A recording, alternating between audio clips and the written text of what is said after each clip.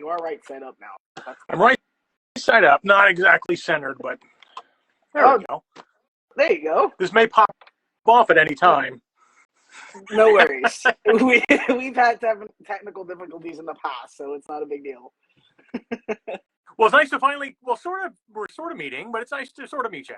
Yeah, absolutely. It's a pleasure, and thank you for taking time out of your busy schedule. I know everybody is just constantly busy these days, so I appreciate that. My pleasure. So, normally, and thank you for advocating, for bullying. A lot. I mean, who doesn't? They say who doesn't, but there are quite a few people that actually don't. Right. Or it's not a big thing for them, or they don't think it's a big deal, which is really sad because it's bigger than people realize. And it's extremely horrific, and how it happens and what it does to people. So, I mean, one of the first things that I usually like to ask everybody, is to share their story if they like. Do you have any personal experience, either in the past, or now, and from the present? I feel so old that, and I think the definition of bullies there were always bullies, but which I think is slightly nuanced from bullying, which is sort of maybe the last couple decades or so, even though they've always been around. Right. And I'm kind of give my age. I went to high school in late 80s, and grammar school was great. College was great, but high school, absolutely.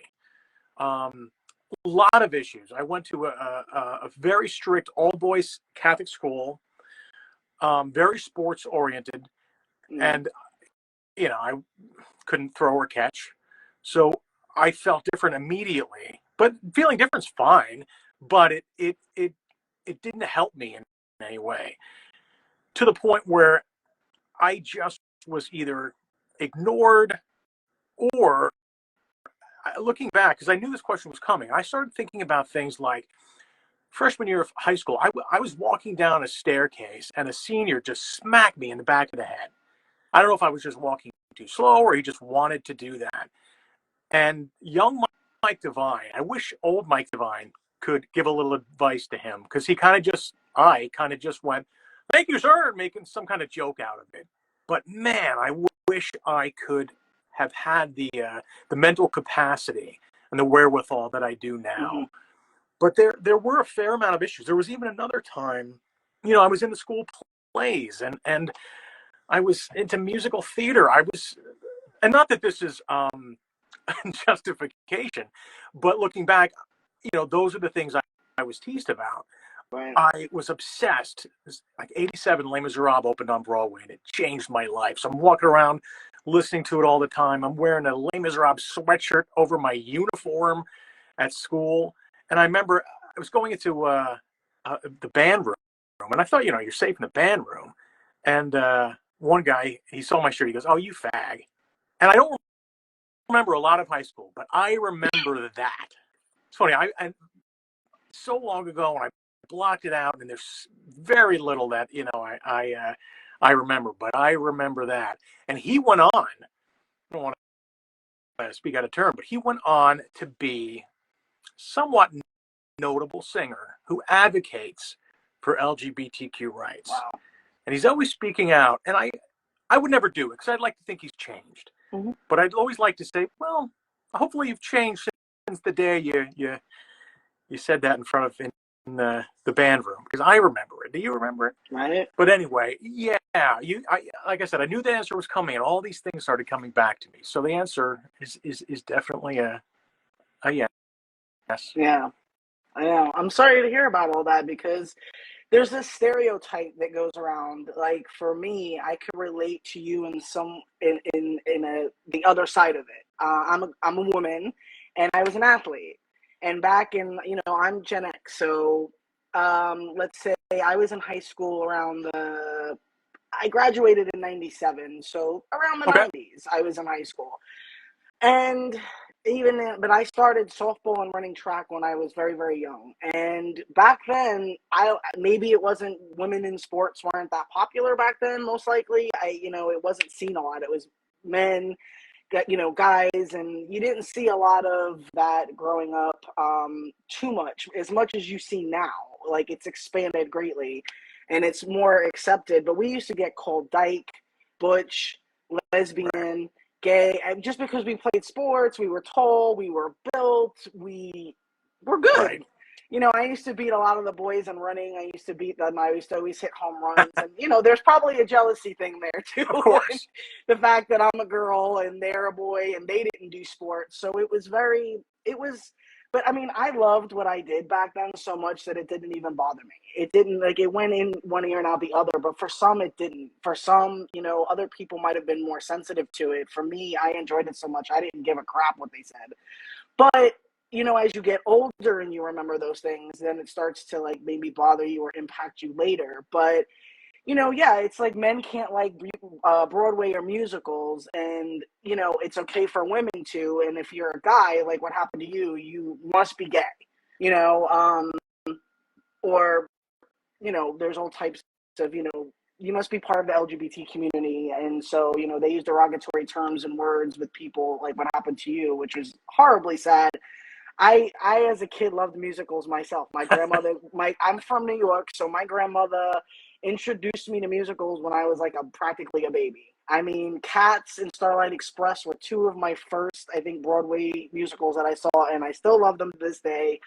Um, Fiddler on the Roof, Grand Hotel. I mean, she took me to see so many things over the years that I love Broadway and I love musicals, but it's okay for me because I'm a woman. So, but that doesn't make any sense because, it's not fair.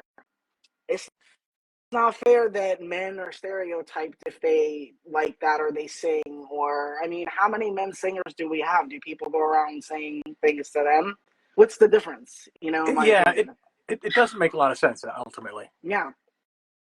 It's horrific, and it could really do a lot of damage. And I want your thoughts on this because a lot of sorry about that. I know you're an A animal lot lover of like I am. yes, and she very much always likes my attention. Good. Um, so like they say that, oh, just ignore things, just block them, just do this, just do that. But I don't think what people understand is that sometimes you can, and it's a one-time incident, or it's a very low-level form of bullying. Like, somebody might, like what happened to you, smack you in the head and then never speak to you again. But just that day felt like doing something horrific and a bullying maneuver, which makes them a bully. But they might have not did it to you again. They just might have went around to random people and did it. And you just made a joke, and which a lot of people do, and they feel like that kind of fights back at them. They make a joke to let them know they're not upset. So maybe that might have been why you did that, to maybe just kind of show like that didn't bother me. That's like a defense mechanism. Yeah. Hopefully, in that moment, I did choose a choice, because there are Mm. so many ways to address it. And I now have the wherewithal and then to find the nuance, but I don't know if I did back then. Um, and it probably would not have been smart. I remember him being a pretty big guy. It probably wouldn't have been smart to go the other way. And I Right. didn't know how many more bullies he's going to sick on me. So it did feel right at the moment, even though, like I said, I cringe at my reaction now. But maybe it was the right thing to do. I think that it was because maybe in that moment he was like, oh, it didn't even impact him. So why do it again if it's not going to bother him? They want to bother you. They want to see that you're bothered. And sometimes it's possible to do, but then when they have like online, it's different online and in person, because in person you have to really like be able to be that keyboard warrior that everybody is today. You have to be able to do that in person, and most of them cannot, or act like innocent Right. angels in person. Like, oh, I'm so sorry, I never, nope, and they make a million excuses. Because I always Absolutely. tell people, come over and tell me that. I'll give you my address right now. They never would. They They never would. never would. I would be like, come, I'll give you my address. Yeah. 30 of you could show up. I have no problem with it. Let's do it. Yeah. But they won't, because it's like online has gotten worse. I mean, not that it's not, it is bad in person. I mean, there's 8-year-olds taking their lives, little babies, little kids, because they're gay or they act girly, or just whatever the reason may be that people bully now. It's gotten where even they're younger and younger bullies out there, and then they grow up to be sometimes like, we can only hope that that person that called you a fag, that now represents LGBTQ, is not one of those fake advocates, because they're out there too. They're out there speaking and doing all this stuff, Yeah. and then they're closeted bullies. Yeah. I wondered that. Yeah, My and my it's sad. granddaughter, right? My granddaughter, right now, talking about the different approaches. My granddaughter, up until recently, we think it stopped, but she's 11 and she just started a new school, and she's come out and said, I'm being bullied. And in fact, we even were at a Starbucks and she said, I can't go in, then my bullies are here. Um, and there, she, we talked about it among the whole family, and all of us were throwing different things. You know what? Smack him in the face. Don't do anything. Just laugh it off. Five people in the room, five different answers. Mm-hmm. Ultimately, the bully made a very stupid move. Apparently at 11, they have love triangles. I don't get this, but it was something like that. But they were really going after like her. She barely has any acne, but they're making her aware. Oh, you got pimples. You're not good looking enough for this. One of them actually called her phone and made a threat and said, we wish you never came to this school. So thankfully, it was enough for her mom to go to school and tell the principal, listen to this. And the principal was mortified. The family arrived of the bully. They were mortified.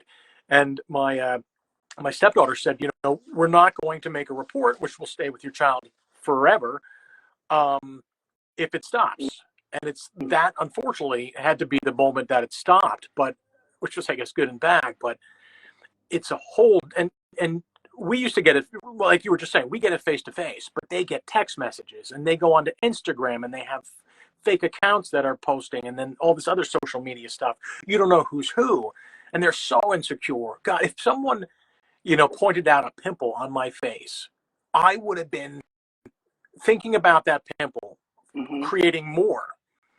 And I was a fat kid, so if I got a fat joke, man, it still stays with me.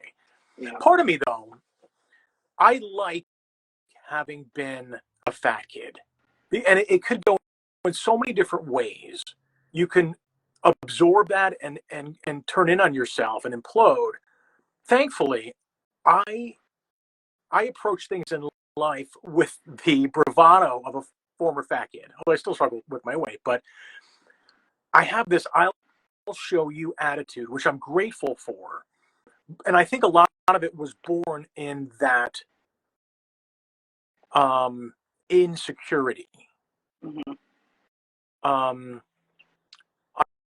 I recently had someone tell me, you can't do that, and I went above and beyond to prove that I could. So I'm saying there are benefits to that, but there are different ways. And what you were just saying, God forbid someone go in the wrong direction, and it's with suicides at this point, or at least get through that period to have the perspective of someone more mature, to see that it's temporary.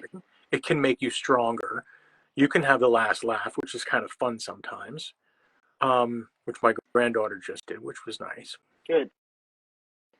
Good. I mean, I am sorry to hear that, because it's still rough. And even though it might, and not there's situations with a lot of people that it doesn't, or the parents don't care, the parents of the bully. This one, they actually did, because there's a lot of, people say, oh, it starts in the home. And yes, it does, but it doesn't mean that every bully means that parents are bullies. And that's just not how it works. They then go, well, the kid is, the parents must be. Not in every case. Like I said, every case is different.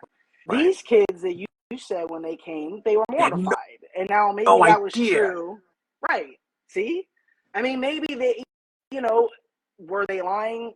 Most likely not. But do some do? Oh, I didn't know that. Yeah, I'm sure they do. But the fact is that if it gets it to stop, it's a step in the right direction, because what it's doing in the schools and even workplaces for adults, even. I mean, I've seen adults take their life. I mean, I've dealt with so many. I've dealt with so many different ages of bullying from young people to grown adults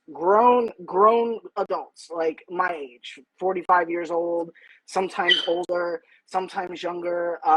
And there's no excuse for it at any age, but people don't realize that how brutal people can be. Like you said, I mean, I got text messages, burner accounts, emails. They found me no matter what I did, and it was like a group of sharks, like just chasing you in the ocean, and you just can't go fast Oh enough. my God. And I'm so yeah, sorry. as tough as people are, and as much as you've been through, like I've been through trauma, so I'm tough. You know what? No, Yeah. it's the fact that until it happens and you actually know the entire story of what somebody went through, don't just tell somebody, oh, just block, oh, just ignore it. It just, now you're looking for it. It's like turns into victim shaming of the victim and letting the bullies get away with the bullying, which is what happens a lot. It happens a lot. I've seen even public figures, they would get bullied and they would.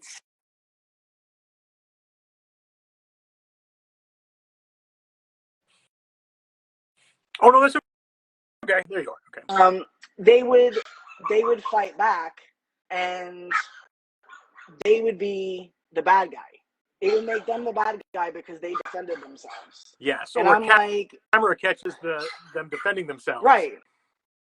So it's like, I'm sorry, how did the bully become the victim, and the victims are the bad people because they want to stick up for themselves or defend themselves? I'm all about speaking up and speaking out. I don't believe that silence is the way to do things, or just blocking. I'm sorry, there's somebody dropping something off at the door package, so she's I have. flipping out. I'm actually. Mine is inside. I have a tool shed which I've turned into my space for self tapes. We're doing so many self tape auditions, so I'll know if someone's at the house because I'll hear.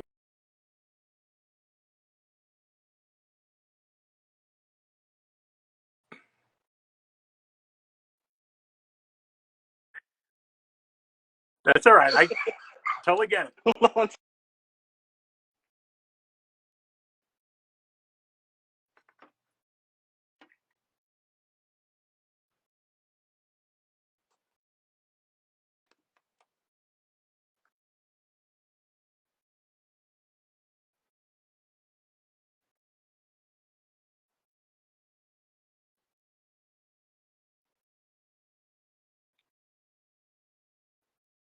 On things. Okay. Okay. I'm stepping on toys and they're squeaking. She's running all over. I get it. Normally she's fine, but for some reason today she's like spastic because I'm home. But yeah. So it's like there's so many different situations that this can happen in, and I don't think people realize that, and it turns into this war. It turns into this massive war that people don't understand. Like what happened to me, there's people that still don't know the entire story, and it almost killed me more than once. It went on for over a year. It's not in There was a lot of triggers for me within that bullying, and it was just the extent that they went to, the doxing, the going after my friends, going after like chosen family members and people that I was close to, the amount of how far they went, and all I did was defend people because wrong is wrong. And whether I know you or I don't, I knew these people, but whether I don't or I do, I will defend people because if I see someone getting hated on, you know, sometimes, yes, you kill them with kindness, but there's different ways to approach it. They don't all always work. Right. Right. Haters, sometimes it could be a one-time thing. A bullying could be a one-time thing. But there's also a lot of misconceptions of what bullying actually is. Oh, you had a fight with your friend. That's not bullying. Oh, someone told you off, cursed you out. No, that's not bullying either. Bullying is like a constant act by one person that's just trying to hurt you and destroy you. And it's like everybody just goes around calling everybody a bully, kind of like they go around calling everybody a narcissist. So It is. It's very difficult and very nuanced because there's. I hate to say it, but it's a world of a-holes right now who are bullies, who's just a plain old everyday. And the guy that might have smacked me in the head, he might have just been an a-hole. But I never saw him again, to my knowledge. So you're right, and that's interesting to know. yeah. I mean, it can be an isolated incident where you do just ignore it and you move on. Did it impact you? It might have impacted you a little bit, or depending, everybody's different on their level of sensitivity to it. I have very tough skin. I'm an Italian New Yorker. There's not Nice. much that offends me. Yeah, there's not much that offends me or bothers me. But I also realize maybe there is more.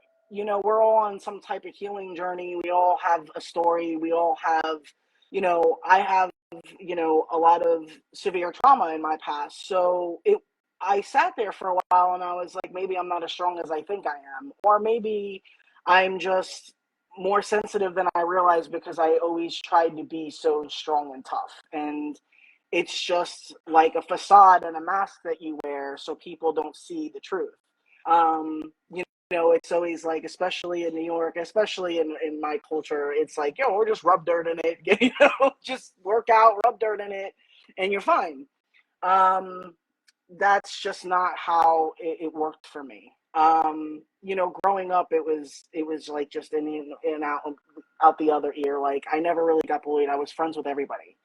I didn't join cliques. I mean, yes, most of my friends were athletes, girl jocks, guy jocks, but um, I never really had major issues growing up, just like little common things I think that we all have gone through to some extent. But no, mine took place as a grown adult, which Is is that what sad. led to this platform, or is that what? Because you're clearly an advocate with quite a large reach. Is this incident what led to Bullies Keep Out?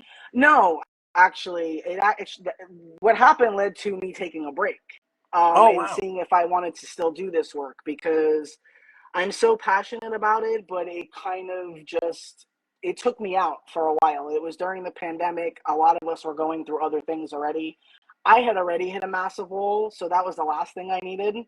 Oh my Um, God. so there was just I also lost my the love of my life, Bella, my Oh, pup. I had to put her down. So like there was just way too much going on at that time, and I just lost it.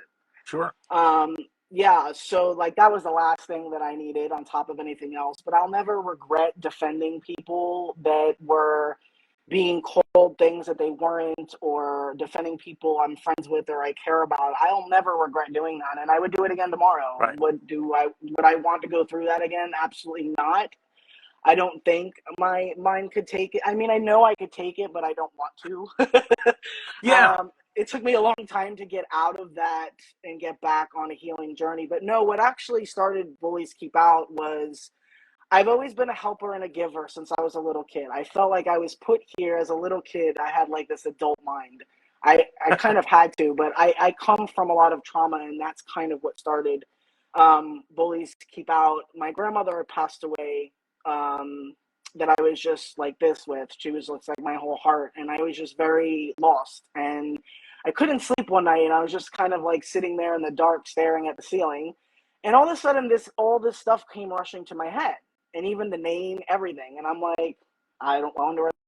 I just always felt like I wanted to and needed to do more. I wanted to do more than just volunteer or give money or just do nice things for people or friends or strangers. Because I would do like random things for strangers, and I would never say it was me. Even my friends sometimes didn't know I did things. That's I, important. yeah, I'm not a person that needs credit. I don't care. I don't need, I don't, I like just seeing people happy. I like helping. It's always been innate in me. Maybe how I ended up in healthcare. But, um, you know, I wanted to go bigger, and I kind of felt like it was at that time, I kind of felt it was a blessing and a gift maybe from her that was, and I said, I woke up and I was like, I'm not just going to make this one of those things. We're going to do this and then you never do Hmm. it. I stood really firm in pushing forward with it. So I talked to some people. I got it started. It was a rough start. We some of the OGs that got it helped me got started were in Vancouver, and it was Carly Pope, Julie Gonzalo, Terry Chen. Carly Um, Pope. I saw her in Rent. yes, yes. She was a great She's a Marine. beautiful person. Good. Terry Chen is just all types of awesome. He's just, he was. we were all over the Canadian news and paper. I have a lot of people in Vancouver that I work with, but that was some of the first people. It was them. I was in, they would mention it when they would go on a show, and it was just awesome. It started to take off. I started to get lots of yeses because people are always like, well, why do you, I said, well, you need people with platforms to push things forward. I can't do this by Right. myself. And I got a lot of crap from even doing this type of stuff because it was like, you always have your haters, you always have, something somebody says. And I have met and worked with the most incredible people. Do you always end up finding a couple of, rocks? Yeah, Of course. I've been harassed there was an actor that harassed me that I was just like, I had to block him. And one of the, yeah, and another male actor was trying to come, like, if you need me to call, I will call. I was like, That's crazy. I'm just gonna block them. They had like a fan that was their manager. I don't know what they were doing, but it was like all the fans bombarded me about this person, and it was truth because I went to higher ups to find out what was going on because I don't want to uh, say I don't want to work with someone if they didn't do anything, but at the same time, I can't work with people that are being accused of things that I advocate for. That wouldn't make much sense. So that's happened to me a couple of times, but other than that, I've worked with the most beautiful people in Hollywood because they always say Hollywood is just a lot of people they always say they're fake, they're this, they're that, and though that might be the truth in some instances with some people, I have met the most beautiful people. They are major advocates for bullying. Good. They go above and beyond. So I got lucky, and like I said, you find a few bad apples in a bunch of hundreds. I'm fine with that. But my family worked in television, so I've been around it in different ways. Since I was a kid, I did theater myself. I did drama. I did writing and entertainment reporting. And, so that was like stuff on the side that I did always, or as I got older in different parts of my life. But helping people in advocacy and activism is really a passion of mine. And, so it's really not about, yes, the celebrity platforms help. Yes, having their support helps and it moves things forward and it helps in so many great capacities, but it's really not about, that. It's not about public figures, but they have these stories that are also heartbreaking too. And people that look up to them, it helps other people. Absolutely. So, you would always get people like, oh, this is just about celebrities. And I'm like, it has nothing to do with that. I could do that on my own. I don't need to start a whole activism page and organization to do that. Right. I have other things that I do outside of my activism and advocacy that's related to that. So let's not go there. But, it's people that don't know you and people that bully you and make up stories and lies and, things that happen like that. That's just life and it is what it is. At this point, I kind of just let things, I got a lot of advice. Oh, let's just let things roll off your back. And I've gotten better with it. But, when you're silenced for a lot of years, which is where this idea came from. We also advocate, partner with Face Forward, domestic violence, suicide awareness, sexual harassment. There's a lot of activism that we do that are different forms of bullying here. And that we partner with different people and different organizations. So all of these causes are very personal to me, and that's where it came from. It stemmed from my own personal past. Right. So yeah, so that's why a lot of people don't know that. They think it stemmed from when I got bullied. The things that I saw of where people thought this stemmed from. I was like, I don't even know where people are getting this.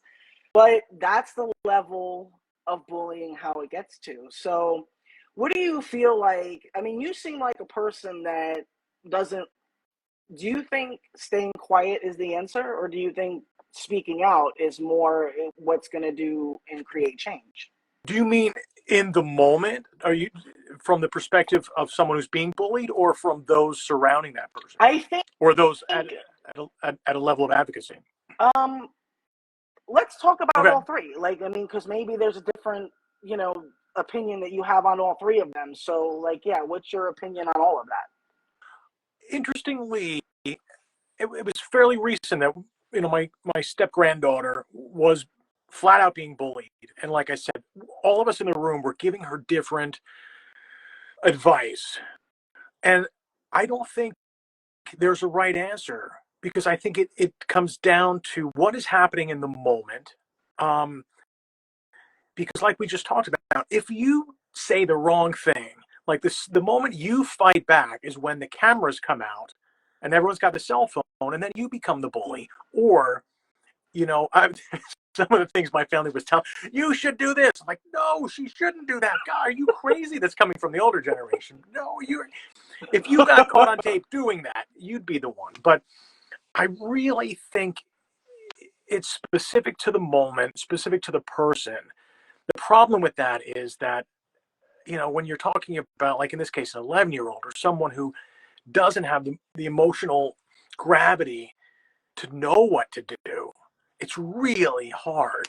So that's why we just need to raise really smart, aware, self aware kids who believe in themselves. And if I believed in myself back in high school, I probably would have stood up for myself, and that would have been the right thing to do in that moment. Um, you know, I, they're so, especially in this case, she's so buried in her phone, and I just feel like saying, get up, look around you. And she does amazing things. Right now, she's in a cheerleading competition in Georgia, probably at the top of a human pyramid, and she does amazing things. I also keep telling her, don't forget, you're a cheerleader. You're supposed to be among the cool kids. Yes. So I hope she believes in herself as much as we believe in her.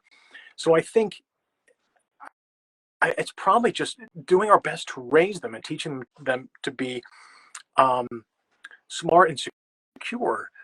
Um, I don't know. But It's hard. yeah. If someone asked me what, and even I was a cop for so many years, what should the victim do in this case? Even if you're a victim of a crime in that moment, there's no Yeah. specific answer. Because if you do follow that advice, it may not be specific, and you may get yourself in a lot of trouble. Um, I'm leaning more toward being a victim of a crime than the victim of a Yeah. bully. But But if you think about it, is there almost so much of it? Like, let me ask you a question. And having that background, should do you think that should possibly be a crime, like a cyber crime, cyberbullying, like the stuff that can be done to people, that happens to people, that kills people or almost kills people? I mean, without a there doubt, should be laws, and there stronger should be laws, laws. and hopefully, and in many cases there are. The problem is those laws generally apply state by state to adults. The kids can do a lot before it becomes an actual crime or an issue legally. Mm. Um, Especially in certain states, kids get so many second chances. They can do anything. Actual physical assaults, and they're protected by their age. And it's such a nuanced conversation Mm. because we want to protect all kids.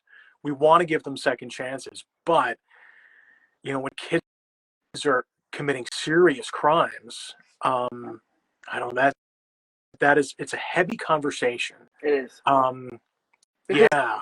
Uh, that's like saying if you text someone, go kill yourself, and they do oh, it, are you technically part of that crime? And lots of people would say, yes, you're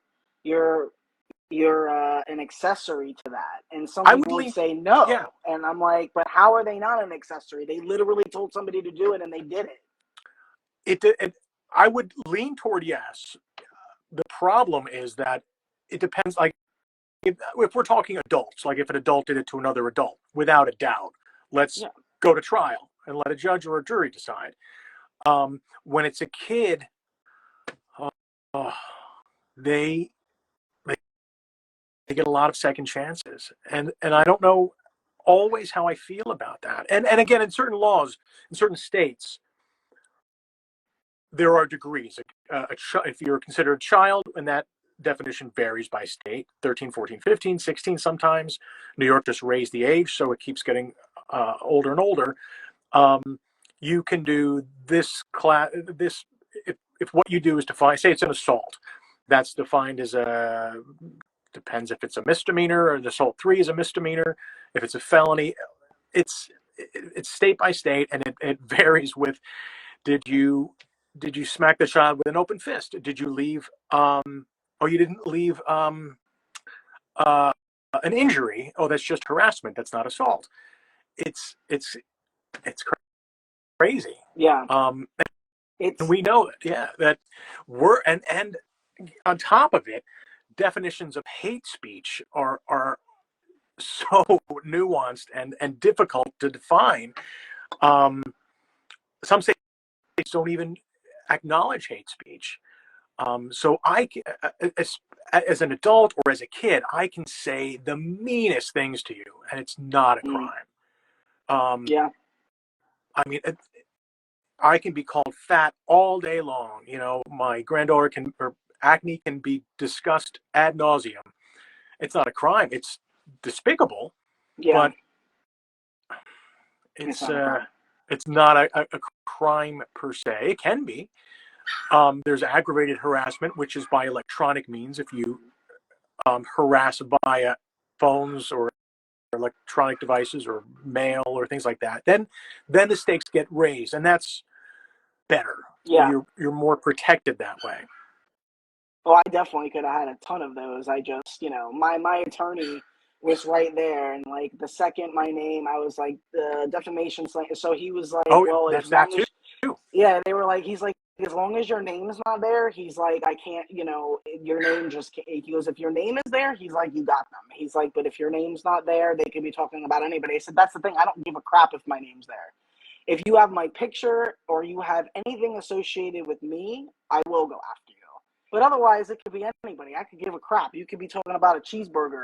I mean, I don't care. I mean, as long as I'm nowhere, because they were, they'll put up whole sites destroying people. Literally, they'll be taking screenshots, and they tried to do that with me, Wow. and I did go after them and my attorney, and he was ready to go, and then they took everything down, or they took everything out legally that they knew they could leave, and I was like, well, that's fine, you can leave it there, but it's pointless. But like, to go to that level And to know what you can and can't do, it's disgusting. like you're not a good person, and it's like, and I pray it's like you said, it's like there's a borderline on what's criminal and what's not. Now look, I work with bullies, I have, and I've rehabilitated some, Wow. and I think it's great, and I'm more than happy to have bullies come. I'll help you, I will talk to you, I will give you another chance, but there also is consequences to your behavior. It's not just, oh, okay, I'm sorry, but I totally am always willing to have a conversation. I'm very open, I'm very adult. I'll say, let's talk it out. Tell me why you think, like somebody said, I think I'm a bully. I remember someone coming to me one time saying, I think I'm a bully, or I acted in a bullying way. And I had a lot of respect for people who do that, because I've even had advocates that I worked with that admitted that they possibly have been bullies in the past. And, we've all had moments. Is it being a bully? No, not every moment is being a bully. Everybody has moments. Like I said, there's a difference between being a bully and having a moment, or being a bully or just having a business disagreement or a debate online. That doesn't make everybody bullies, nor does it make everybody, there's like all these buzzwords, narcissistic, bully, this, that. And I'm like, everybody is not everything. You guys are not doctors. Oh, You're not specialists. yeah. You have no background. I have backgrounds in things, degrees, certificates. I didn't just pull things out of the air. Yes, I pull from experience, personal life. And I think that's the most authentic and real, raw place that you could pull from. I don't care how many degrees or certificates you have. But they also do help to where you could say, like, you're a real person that's coming from someplace, not just one posting quotes that are unhealthy and dangerous, which a lot of people do. There's a lot of unhealthy things on the internet these days that are making our minds worse. I've even gotten sucked into it. Absolutely. I believe in taking accountability for myself. The problem is that a lot of adults don't take. I see more children taking accountability than adults do these days. But I believe in taking accountability for my part in things. I always think there's a two-way street, and people don't get that. They always just point the finger, blame, blame, blame. That's kind of the society that we're in. And when it, yeah, but when it comes to bullies, it is the bully. You know, you don't do anything to get bullied. You don't ask to get bullied. Me defending people shouldn't have gotten me bullied because I felt that it was wrong on what they were being called, and they weren't those type of people, and I knew that for a fact. Right. And like I said again, I would do it tomorrow. I would do it Good. again tomorrow because though it was like walking across fire and hell, I don't regret it because I never will regret standing up for people or the underdog or defending people, strangers and people that I know. And even people I don't like, I will defend. We don't always like everybody, but that doesn't mean that they deserve hate or that they deserve to be hurt or bullied.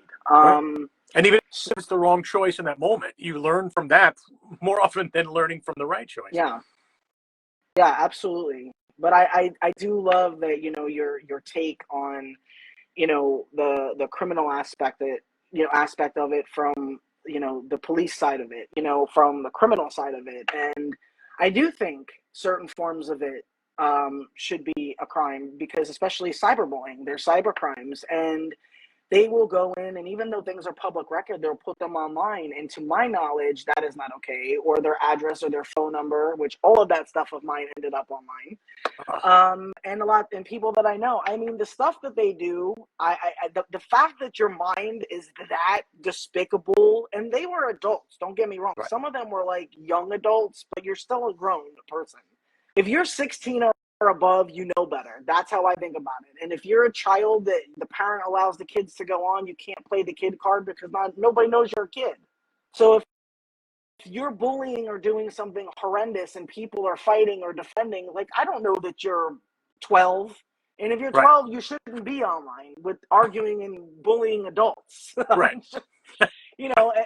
And then like the adult gets you like, oh my gosh, I'm just a kid. And it's like, no, you don't get to say that because you're a despicable kid right now. And the parents are just throwing their kids in front of technology. And I think that's part of the problem. They need attention and they're craving attention, and that gets them attention. In a negative way, but it gets them attention. And I think that they're so desperate for it that it's actually sad, and I feel bad for them. And I've turned the way I see that around when it comes to the younger generation. But these were young adults and grown adults. So that's what scares me the most, is that you think that despicable. Like, you think that horrid and horrific of these things to do to someone that you don't even know. Not that you could do it to someone you know, but people are horrible. I hate to sound so pessimistic, but like, I donate to a lot of pet charities, and every day I'm opening an email with what's been done to a puppy, or I look at the side of the road. I'm like, there's an a-hole for every piece of garbage on the side of the road. And I'm not even talking about, these aren't just small things that hit me every single day. Yeah. People, it's funny, we used to have a saying, if you walked around and you ran into 6 a-holes on any given day, chances are you're the a-hole. And that was the joke. But now my perspective has changed. I don't think that's the case. I think on any given day, you will run into that many horrible people. And I think there are a number of reasons for that. And I think we all came out of the quarantine much more selfish and self-centered than we were before. I just look at the behavior at a gym to realize, I'm like, you spent a lot of time alone, didn't you? Just so you're aware, you're not alone anymore. You're in public, so you can't shave your head in the sink or in the steam room, or you can't be on a Zoom call while I'm changing next to you, or you can't be FaceTiming during a spin class. And I just say the gym because I stopped going. I need to go to the gym, but I stopped going because behavior is out of control. And I think a lot of it has to do with the emergence from a year being alone. I think a lot of it is like all of these reality shows, and you being in drama should remember, you can't tell a story without a conflict. Nobody watches people sitting in a room talking about the weather. You remember the man versus man, man versus society, man versus nature, man versus himself.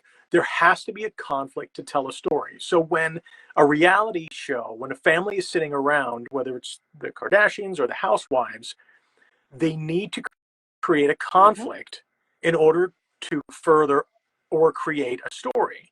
And this is what, actually every story, whether you're watching an Oscar-winning movie, it's the same thing. Right. But there's not so much flipping tables and yelling and creating drama for the sake of drama. And this is what we're absorbing. It's funny. I look at someone recently said that because I'm seeing it, it's driving me nuts. Everybody's on a speakerphone. No matter where you go, everybody's on speakerphone. And lady online, I'm hearing about this and that. And someone said, well, it goes back to the reality shows like the Kardashians. They're all on speakerphones, but it's really for a technical matter, so the camera can or the audience can hear both sides of a conversation. Right. But the world has now jumped on the Kardashian bandwagon, and everyone's on a speakerphone, and it's an indication to, and there are times for that. I do it myself, but usually when I'm not in public, right, and I'm not on FaceTime while a man is changing at the locker next to me. But I think this obliviousness, that this lack of awareness of those around you is gotten so much worse. I forget what started me on that little tangent there. It's all just. You were saying that the pandemic, which I'm so glad I'm not the only one that sees this. We came out worse than we went in. We did, yeah. Worse. We did not learn a damn thing. I love that everybody was like, I'm going to do this. I'm going to do this. I'm going to love more. I'm going to do. Everybody made these big speeches. We did lives. And I came out a hot mess, but I came out a hot mess. Yeah, I came out a hot mess in a normal way. Like, I had things that happened and stuff like that. I didn't come out horrible, nasty, selfish, and mean. I came out more defending myself, able to speak out more, not afraid to feel like I have to be silenced, not keeping the peace anymore and saying my feelings more. And rather than if like a friend hurt me or a stranger, like I started opening myself up more to like, this is, you know what, this is not okay. And I'm not just going to keep ignoring my feelings just so we can stay on the happy train. So if that makes me the bad guy, oh well. But the thing is that everybody is selfish. We're spreading around quotes like, oh, just cut people off, ghost them. First of all, ghosting is bullying and abuse. It's emotional abuse, and especially to people who have been through abuse and other things, you're making it worse. You're triggering them. We came out just angry, selfish, cutting people off. It's like we all walk around and just unfriend, unlike, block this. And I'm like, what the hell did we actually learn in this pandemic where we were saying we were going to learn all these things? we took nothing. We took everything for granted. And when we came out, we were grateful for not a damn thing because we got worse. We did. And it is the saddest thing that I have ever seen because this world just went upside down. And you would think that we would have learned so much and came out better, stronger, more loving, more kind, more able to talk in person over the phone rather than all this convoluted, misconstrued messaging and texting and emails and I'm too busy for you and blah, and I don't have time, and just being really hurtful. And you know, we're all guilty of it in some way, more so. So I mean, obviously many people more than others, but just like all the things that you see, like the fighting, the arguments, like, yeah, we came out worse. I don't think it did anything to better society or people at all. Right. Which is interesting because our last one of a tragedy of similar, if not somewhere around there, proportions, the way we came out of 9/11, I've never been more bonded with my fellow human. And that's interesting. I'd like to maybe think that out or discuss that. Why do you think why do you think we came out of 9/11 so bonded, but we came out of the pandemic more disparate than ever? Because in the pandemic we went after each other, Uh, and in 9/11 it was us against terrorists. yeah, a common enemy. So there was a common, yeah, there was a common denominator, there was a common thing that everybody bonded over to go against and fight for, and you know, hold each other for, and just come together. New York was never more wholesome than it was. We've never been that way, probably, I don't know, ever. Right. I mean, it was just a very bonding. Even now, when you go to the World Trade Center, it's very emotional. It's a very weird. Like when I last went there before I moved, it's a very, um, I don't really know how to describe it. It's a very spiritual, awakening, emotional, psychological, mental thing that you go through when you're there. It's not like, you're looking at all these names, and you're seeing people there, that lost loved ones, and you're and then you also start to think of where our country was then and where it is now, and it's really sad, that we've grown so far apart. But yeah, I think that what was that is that we're kind of going after each other, with the pandemic, and with that, it was a common enemy to fight against. And the internet was in its infancy. There was no social media. We weren't as divided politically as we are today, That which too. I'm sure the internet is and the way news is portrayed today, it's intended to be divisive, to get clicks, to get people arguing, arguments get comments get clicks. Um, I wonder if that played a role too. Yeah, I think there were lots of things that played a role. I used to love social media. I grew up in MySpace, and we didn't Oh have yeah, all this nonsense. And I remember when somebody said, I think it was, she wasn't my stepmother at the time, but I think it was, she's like, go on Facebook. I'm like, what the heck is Facebook? You know, I joined Facebook because she told me to, and then I found all these old friends and people from high school that I lost a little bit of a connection with, and we reconnected. I mean, I still have very close friends from when I was a kid. How many people can say that? But those are real friendships that don't exist anymore. Now friendships are like you friends for 5 minutes, and then you don't like each other, or you don't speak ever again, or one little thing destroyed your friendship, because I don't think people know what that means anymore. And that's really sad, because I come from a generation that does. We used to talk things out. We didn't have cell phones and smartphones and email. We didn't do all that. We just talked it out in person, and we fixed things. We actually care to fix our relationships. Now, everybody's just walking around with you know, invisible buttons over our heads. Block, I'm gonna friend, block. unfriend, like I'm gonna everything. mute you. It's I kind of like wish I that, could mute a few people. right? It's like, I'm just gonna hit that button right there. Just shh. But that's what I feel like we walk around with. We just have like these boxes over our heads that have all these buttons. Because that's how easy it is for people to just throw people away these days. You know, and again, it's sad. Um, because people have lost the ability to communicate. And in the pandemic, we found that again. And you would think that when we got out, we would have like stuck to that, but we didn't. It was like right back to, I'm busy. Text, I don't answer your text for 5 years, or Yeah, it's like, it's really not that hard. Just say you're busy. Just say you can't. I mean, I'm just big on answering people. That's just me. I'm big on some type of response. Sometimes it's a day or two, but when you get when you're literally ghosting someone, which I don't see anything now, but people, it's sad. Like, I don't know, when you scroll, like if you look on TikTok, Twitter, and Instagram, all you see is people talking about broken relationships. Whether it's romantic or friendships, that's all I see. Between quotes, stories, a skit, hmm. or anything. I said, it is so sad, but obviously I know I'm not alone, because I've heard so many stories from people that have told me, I just, stopped talking to a friend that I was friends with for 25 years. And I'm like, what? I still have friends for 25 years. Like, I would never think of just being like, well, we're done. That's it. 25 years of friendship down the toilet. Right. Like, I don't do that. I try Weird. to fix it. And if you have to move on, you move on. Or you take a break.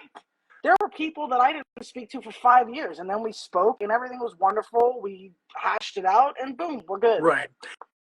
And even that too is nuanced, because it's a fine line between just cutting off a friend and cutting out negativity, or does this person add something to your life, or do they take away? Yeah. Is this that too is very nuanced. But you we all should know deep in our hearts. I mean, it sounds corny anytime someone says deep in their hearts, but it's true.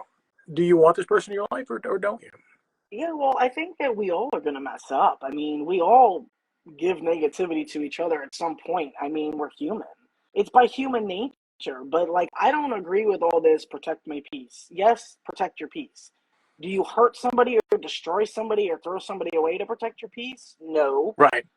Because I'm not in peace with the way the world is in general. So I'm not at peace.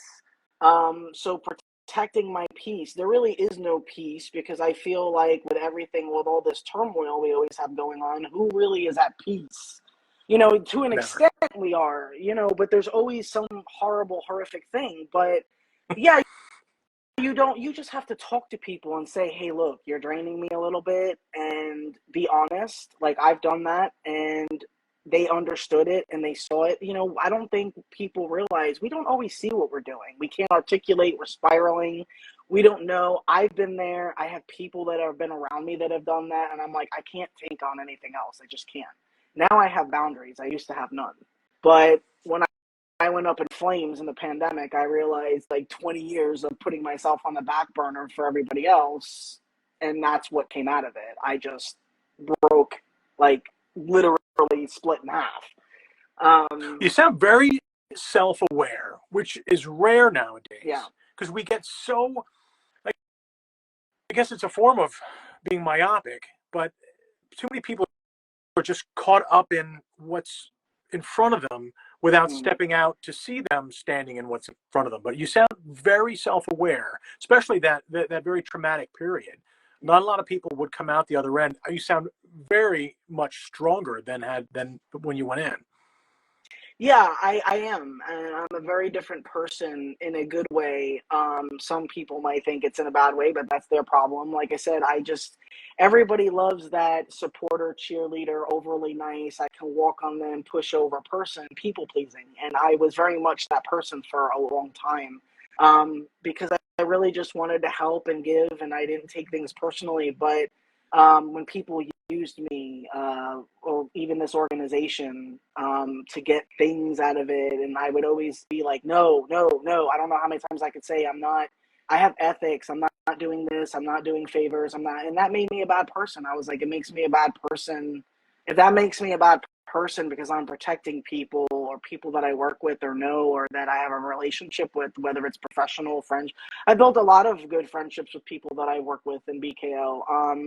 But I've had a lot of people volunteer that used it for people that they like. I have that when you knew you volunteering, you knew you signed an NDA, you knew that it wasn't paid, it's just whenever you can. And then you don't take it seriously, and I take the activism very seriously, and I call you out on it. That doesn't make me a bad person. That makes you have to think about, why did you want to join this organization?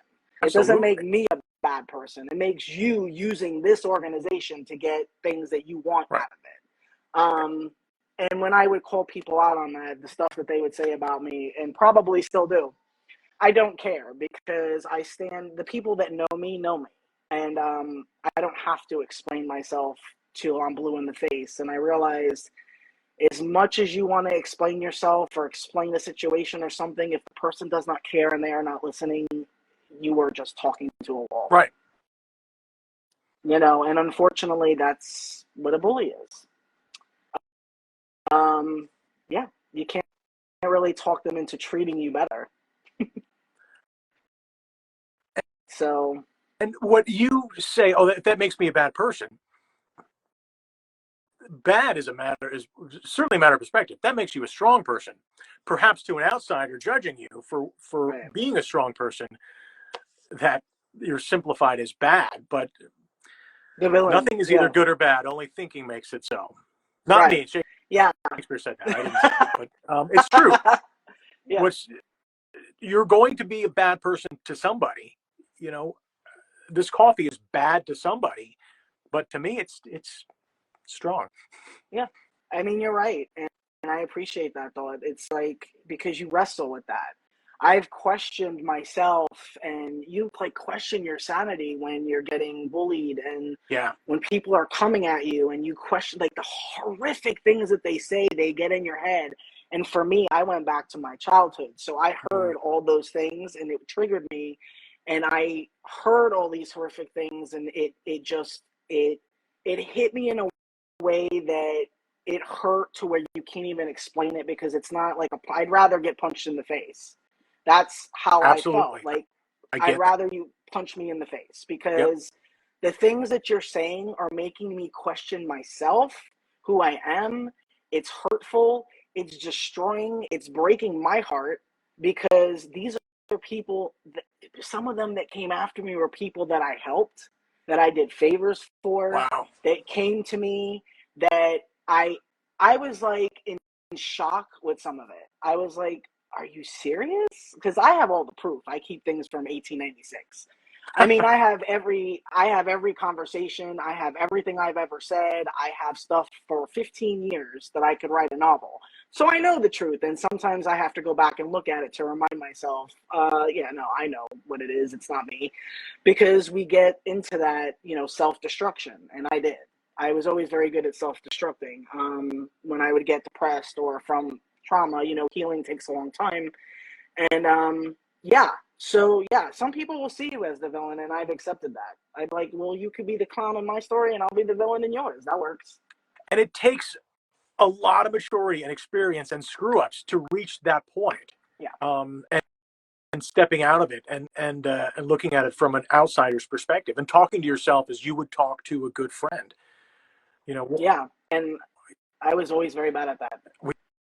Yeah. I was always I hate to hear that, very but bad at I was always very bad at self-care and self-love, and it seems like ever since I've learned it, that's when you become the villain or the bad guy or the bully or the whatever people want to call you, because now you're deciding to take care of yourself, and it's like, oh, I'm sorry that I'm finally concentrating on myself. right.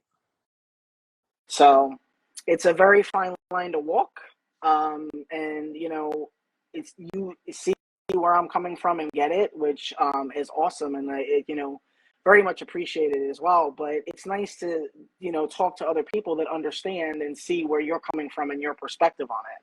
And I love all your perspectives on bullying, because we seem to think a lot alike on this. And I love that, and that's why I love getting and raising awareness with these shows and lives and chats, because everybody has something different, like you said. Everybody has something different to bring to the table, of their stories of bullying, of what their thoughts are, how to fight it, if it's what's criminal, what's not, you know, and it helps other people, and it helps us gain more of a perspective of this epidemic, which it is, and people don't realize how bad it is. Right. Absolutely. So, yeah, I mean, do you have any final thoughts that you'd like to share? I mean, this conversation has been great, and we definitely will do it again, but I would love to know if you have any final thoughts.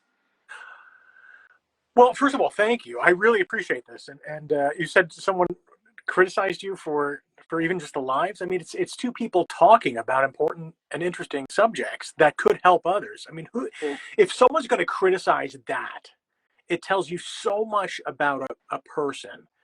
And again, if you were to post a picture of a blue sky, people are going to argue it, and they're going to look at it from different perspectives and from places of good and evil and everywhere in between.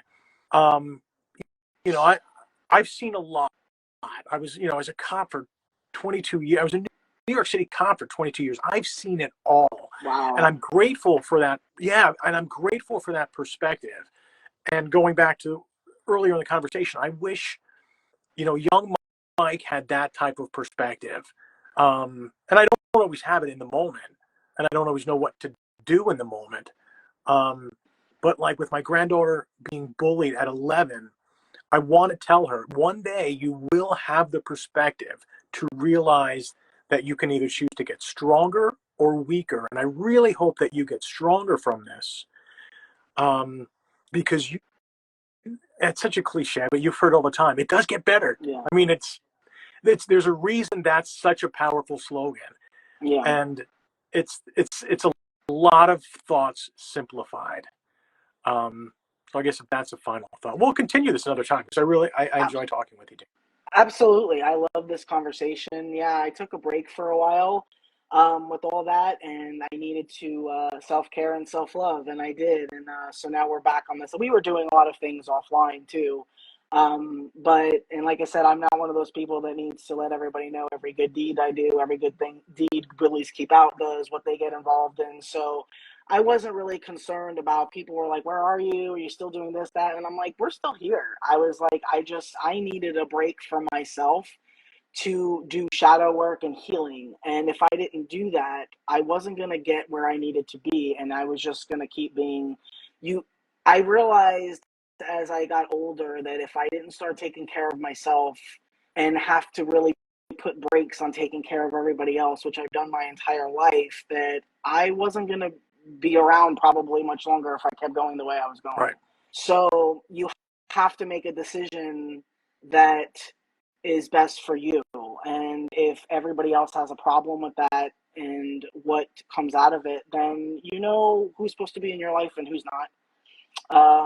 And whatever doors are supposed to close, those were doors that were supposed to close. And that's how I see it now. And I don't take much offense, but when you come after me or people that I care about, I do. And Good.